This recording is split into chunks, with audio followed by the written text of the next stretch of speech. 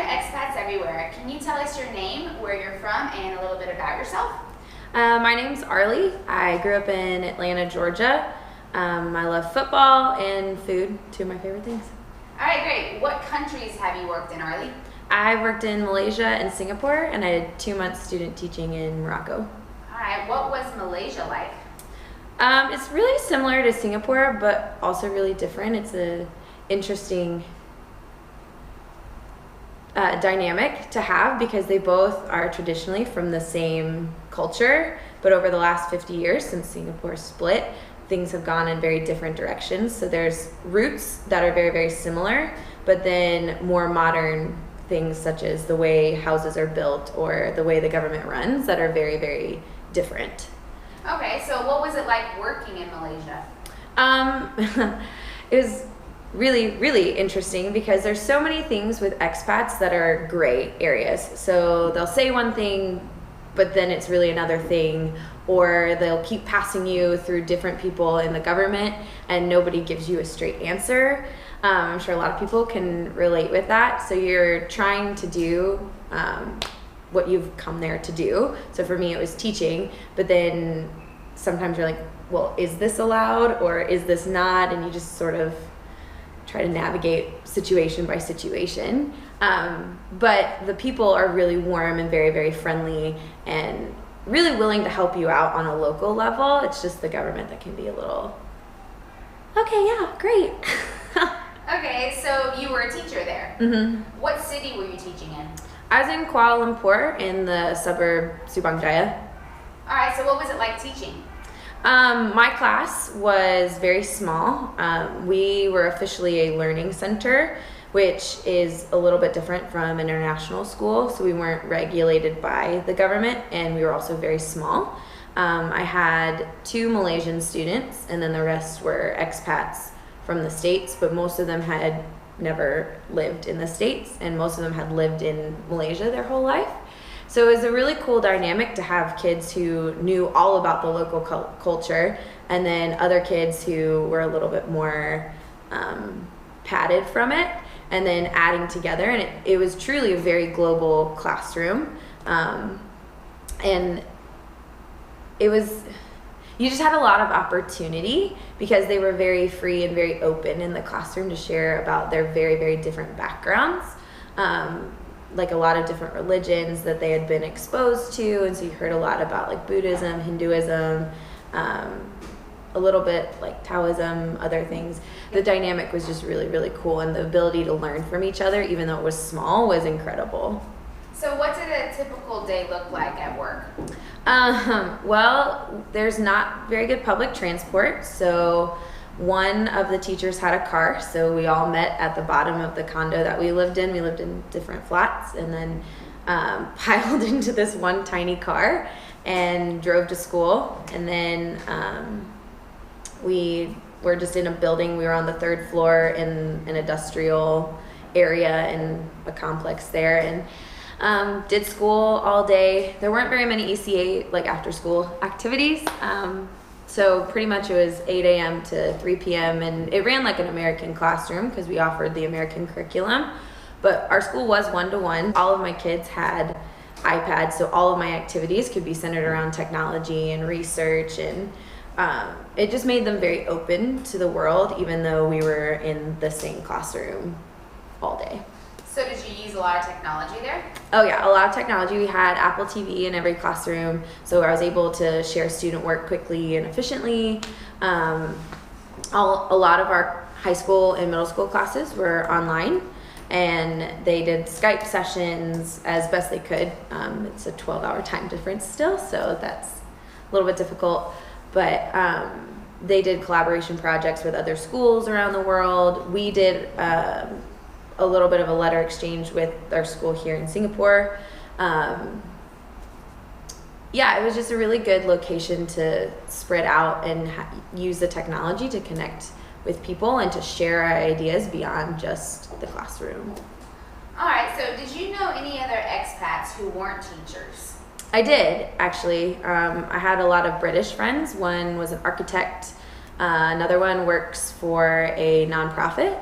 and the other one was a pastor, and they were starting a church in Kale. Okay, and did you know like how easy it was for them to get work there, or did their jobs move them there? They actually came to start the church and found jobs in the process of moving over. So the one who works for a nonprofit, it was pretty easy for her. She had connections back in England that helped her get the job here. And then the architect, it was easy on the surface. Like he applied, he had the credentials, they accepted him, but it actually took him about 14 months to get his visa. And so he was in process, even though he was already working. But like I said before, with the way the government works, it'll say like you need to tick all these boxes, and then you tick all these boxes, and suddenly there are more boxes to tick, or the box that you did tick has changed randomly. So that's more of the difficult process. Initially, it's pretty easy, but then beyond that, unless you work for an already established organization that isn't locally tied, it's internationally tied, and then they are well established, it's a little bit easier. I have two more friends that work at the British International School now, and their visa application process was only 2 to 3 months because that school has been there for so long. Okay. Did you ever see expats in other types of jobs, like maybe in restaurants or taxis or anything like that? Never in a taxi. Not really in restaurants. English isn't as big of a language there. Some people speak it. A lot of people speak it very brokenly. But the big languages there are Bahasa Melayu and Mandarin, Hokkien. Okay. So going back to teaching, how much can you expect to earn as a teacher? There you earn a lot. I was on the lower end at what I earned, and I was about 3 to 4, depending on the exchange rate, 3 to 4 times more than the average job there. Bigger schools made 5 to 6 times more than the local salary average. When you convert that into US dollars, it feels like a lot less. So for me, when I was making money and I told people in the States how much money I made, they're like, that's barely livable. Like, how do you do that? But there it was definitely a high salary. So it's a good place to save money. Okay, so as a teacher, most teaching jobs will pay you enough money to live on. Yeah. And have a good lifestyle there. Yeah, in the international school system, absolutely. Okay, so then on a teacher's salary, what kind of lifestyle can you have? Can you travel? Can you go out? Yeah, my first year there, I lived in a condo, gated community, had a pool, the whole 9 yards. And then I was able to travel every 2 to 3 months to places like Korea, which is not the cheapest place to travel.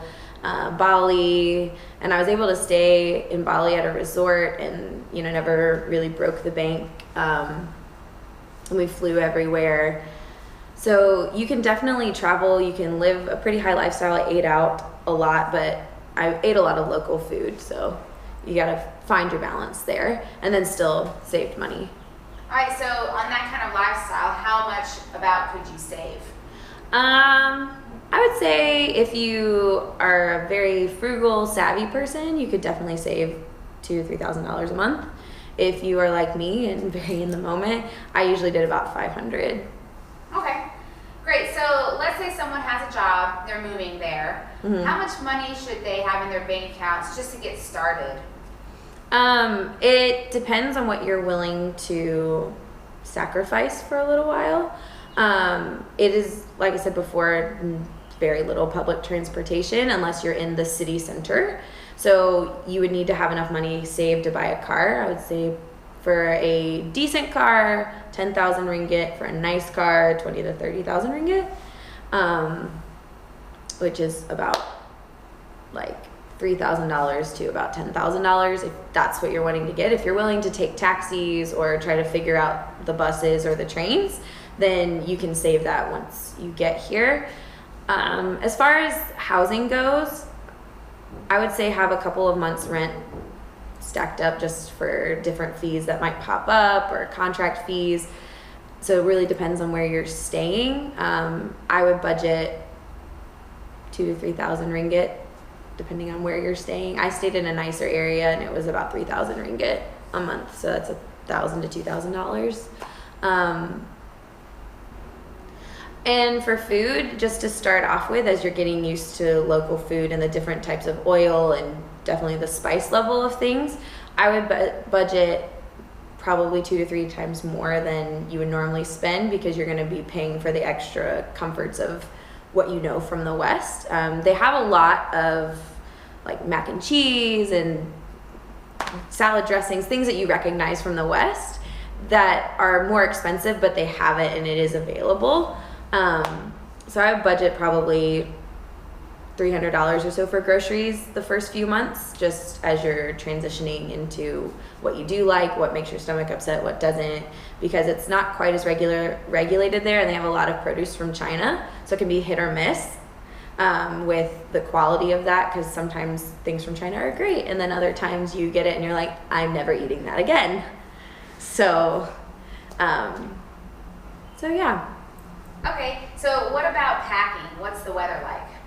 The weather is hot and humid all the time, but the shopping malls and pretty much everywhere you go in taxis are freezing cold. So when I first packed to go there, I looked at weather reports and I brought pretty much like shorts, tank tops, t-shirts, shorter dress, sundresses, that kind of thing, and ended up buying a lot of new jeans and like zip up jackets or cardigans just to throw on. So I would definitely pack some of those things.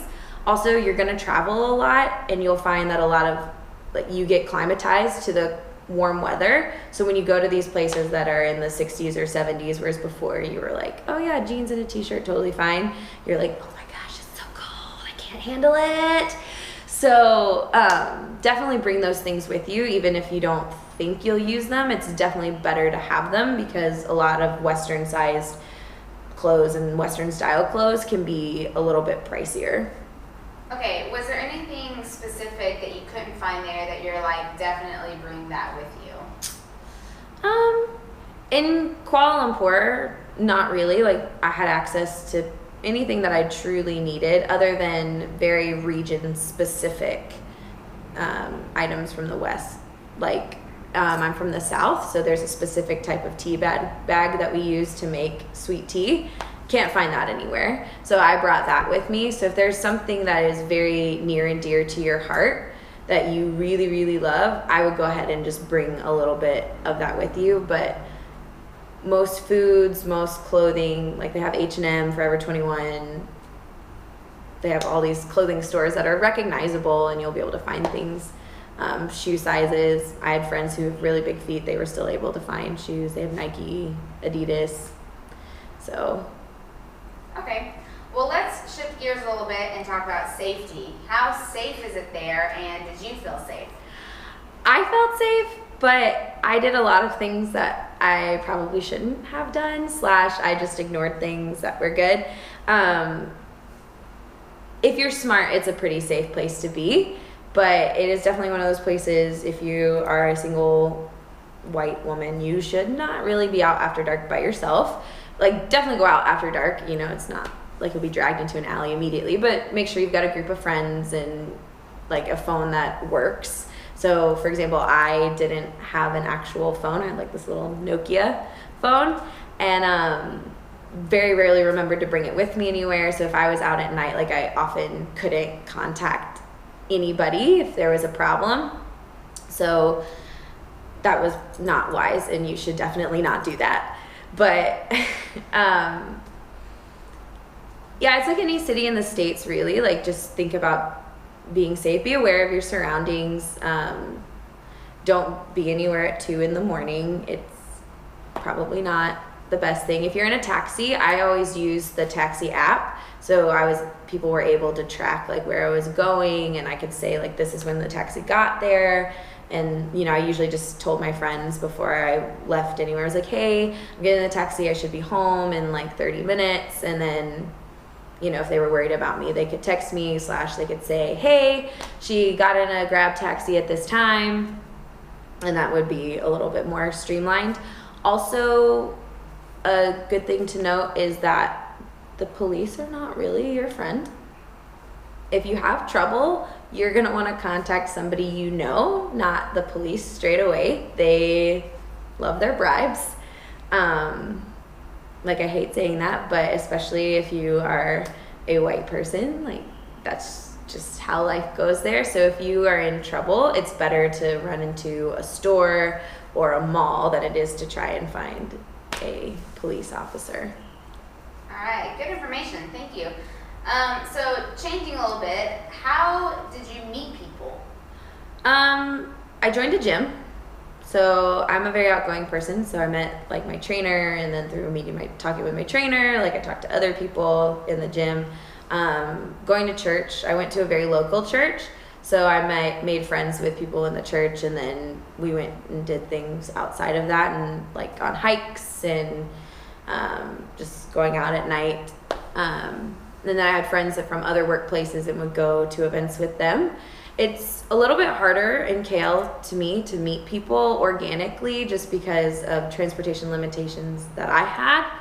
But if you are willing to step outside your comfort zone and just start conversations with people when you might be out at a bar or out at a park, then people are really receptive to that, and they want to get to know you and they want to hear your story. And yeah, you got to be really willing to step out, but you can definitely meet people. All right, so do you think that KL is a good travel hub?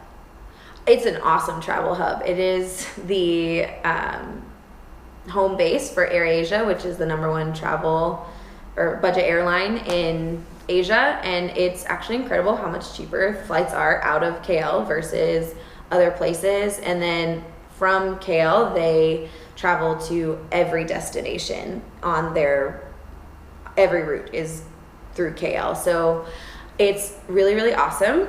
Now living in Singapore, comparing the available travel routes, I was like, what? So you can go anywhere for really cheap, especially if you book like 1 or 2 months in advance. You can get it for $20-30. Good. Okay, lastly, what are some pros and cons about living in Malaysia? Pros, definitely the food. It is it is the best food in Southeast Asia. They take a whole lot of pride in that. Especially up in the Penang area. It's a pretty easy bus ride or flight from KL. And there's such a variety. You have Chinese food, you have Indian food, you have fusion of Chinese and Indian food. And everybody is very social over food. So that's a big plus to me. Another big plus is just all of the cultures that you find there. So you get to learn a lot about the Indian culture or the Chinese culture or the Malay culture simply by being present in the city and really being willing to ask questions too. Some cons, a little bit the safety issue. It's also not the most convenient place if you like to visit back to the States or to the West very often, because it is really, really long flights. But all major airlines fly there, so it's pretty, it's affordable. It's just long. But yeah, I definitely say pros are people and the food, and to me that's worth it. Awesome. Well, Arlie, thanks so much for telling Expats Everywhere about Malaysia today. Thanks.